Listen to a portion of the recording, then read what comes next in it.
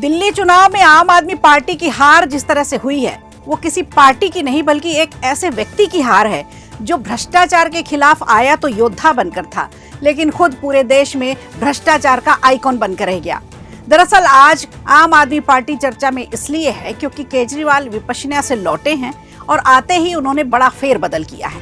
किसको क्या जिम्मेदारी सौंपी है, क्यों सौंपी है, आज इस पर बात करेंगे। वहीं दूसरी तरफ उत्तराखंड की धामी सरकार योगी सरकार की तरह बुलडोजर लेकर तैयार खड़ी है। धामी का बुलडोजर कहां-कहां चलने वाला है इस पर भी एक नजर रहेगी। नमस्कार, खबर प्रधान शो देख रहे हैं आप और मैं हूं संगीता श्रीवास्तव।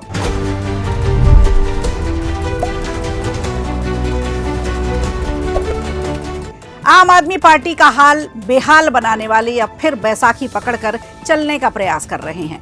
अभी पंजाब में उनकी सरकार है तो संजीवनी वहां से मिल रही है, लेकिन कब तक? 27 में तो वहां भी चुनाव है। दरअसल सारी तिकड़म इसी चुनाव से जुड़ी है।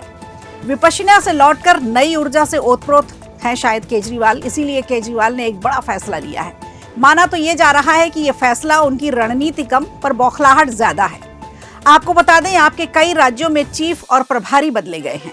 दिल्ली में आम आदमी पार्टी की कमान सौरभ भारद्वाज को सौंपी गई है। पहले यहाँ गोपाल राय का सिक्का चलता था, अब गोपाल राय को गुजरात का प्रभारी बनाया गया है। आम आदमी पार्टी की राजनीतिक मामलों की समिति यानी पीएसी की बैठक में ये बड़े फैसले लिए गए। इस बैठक में दिल्ली में सौरभ भारद्वाज को पार्टी का अध्यक्ष नियुक्त किया गया। इसके अलावा 4 राज्यों में पार्टी प्रभारियों को और 2 राज्यों में अध्यक्षों की भी नियुक्ति की गई है। यानी सौरभ भारद्वाज का पद तो बड़ा है ही, लेकिन साथ में जिम्मेदारी भी बड़ी सौंपी है। अगर साफ शब्दों में कहें तो सौरभ पर जिम्मेदारियां ज्यादा हैं, क्योंकि लड़खड़ाती हुई आपको फिर से दौड़ाने की और संगठन को मजबूत करने की जिम्मेदारी है ये। अब आपके मन में एक और सवाल उठ रहा होगा कि आखिर सौरभ को ही क्यों चुना? क्या सिसोदिया दिल्ली नहीं संभाल सकते थे, या फिर पार्टी उनकी हार से परेशान थी इसीलिए उन्हें पद नहीं दिया? दरअसल पार्टी ने सिसोदिया को पंजाब का प्रभारी बनाया है।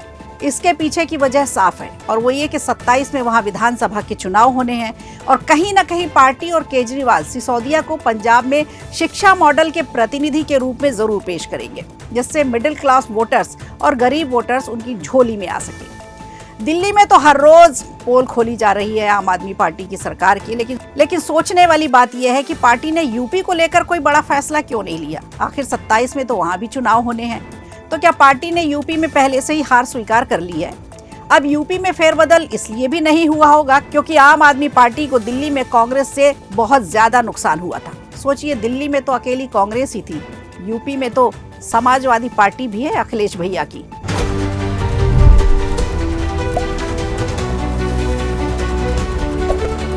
आइए चलते हैं अब उत्तराखंड और बात करें भाजपा की धामी सरकार वाले राज्य उत्तराखंड की। तो उत्तराखंड में गुरुवार को 15 अवैध मदरसे सील कर दिए गए, जिनमें रुद्रपुर के 3, किच्छा के 8, बाजपुर के 3 और जसपुरा का 1 मदरसा शामिल है।